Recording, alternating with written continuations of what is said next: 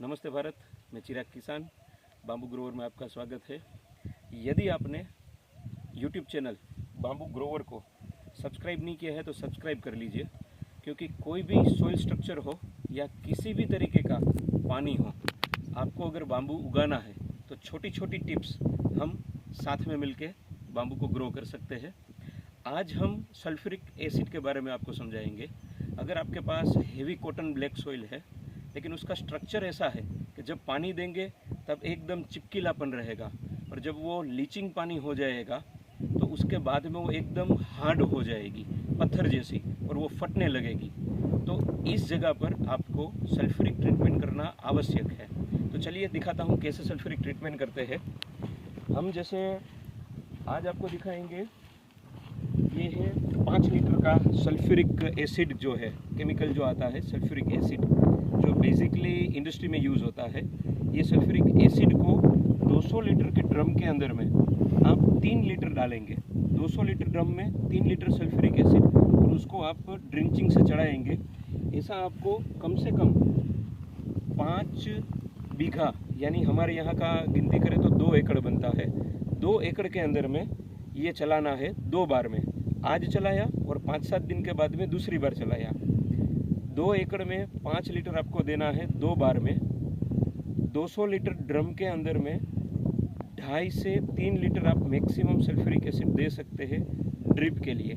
उसमें 3-4 तरीके के फ़ायदे होते हैं। एक तो ज़मीन को जो है वो पोची बनाएगा। दूसरा, अगर ड्रिप आप 2-3 साल से चला रहे हो और आपका सोल्टेड वाला पानी है तो ड्रिप के जो होल होते हैं, जो छिद्र बंद हो जाते हैं, उसको खोलने का काम भी यही करेगा।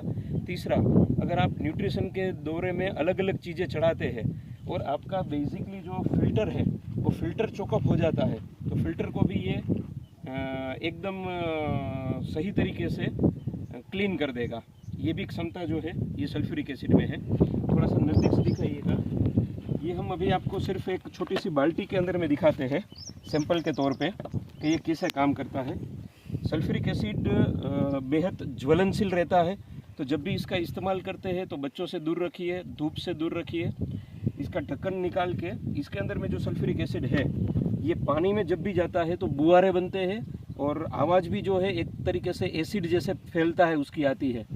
यदि यही चीज़ हमारे कपड़े में पड़ती है तो कपड़े जल जाते हैं और बिल्कुल कलर निकल जाता है और फट जाते हैं। तो त्वचा में भी इसका थोड़ा सा असर होता है। तो बेसिकली एकदम धीरे से इसका जो है वो यूज़ करना है।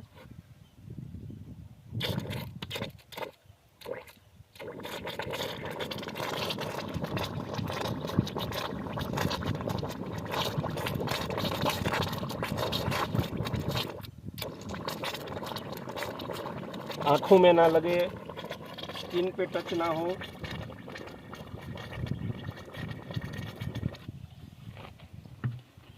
अब थोड़ी देर देखेंगे आप तो यही पानी जो है वो धीरे से नीचे से आता हुआ पूरे में फैल जाएगा, ये सल्फ्यूरिक एसिड।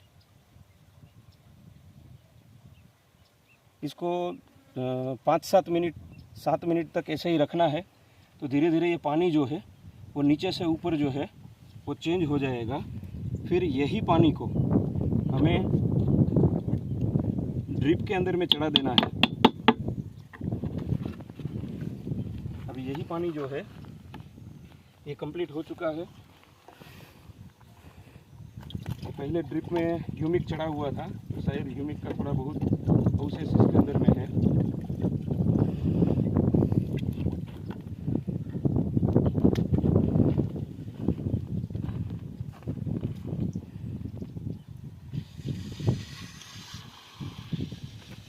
तो आप देख सकते हैं ये ड्रिप के अंदर में चढ़ना चालू हो गया है।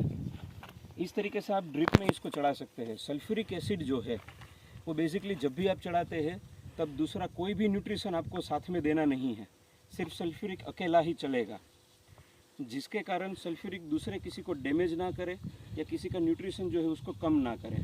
थोड़ा सा ज्वलनशील रहता है, लेकिन सॉइल स्ट्रक्चर के लिए, ब्लैक कॉटन हेवी सॉइल के लिए सबसे बढ़िया काम यही करता है। हम इसको लगातार 3-3 महीने 4-4 महीने के अंदर में देते हैं। जिस तरीके का हमारे यहाँ थोड़ा सोल्टेड वाटर और साथ में हेवी कॉटन ब्लैक सॉइल है उसके हिसाब से।